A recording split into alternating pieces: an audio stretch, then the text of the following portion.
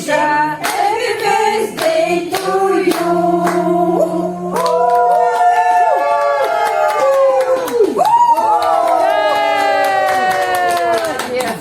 Гачки!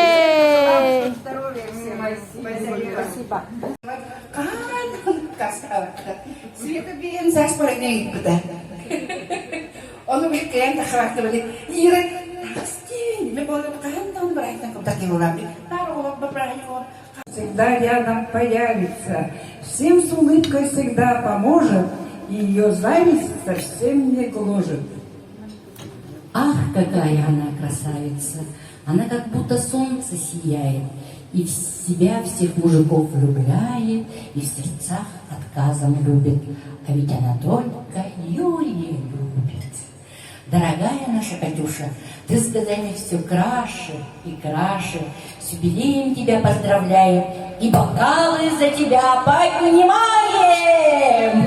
Скажи мне просто, Господи, помилуй, какую блажь имеешь ты в виду, главней всего.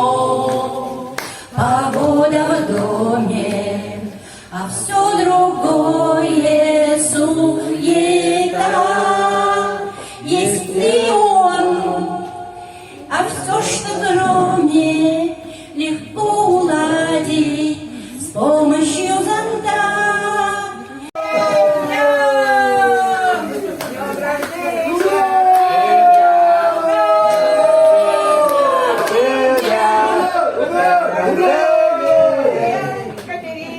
Ну и поздравляем, Катюша.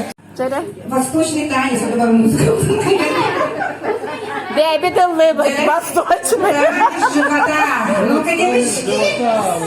Девочка, перед султаншей, Признана.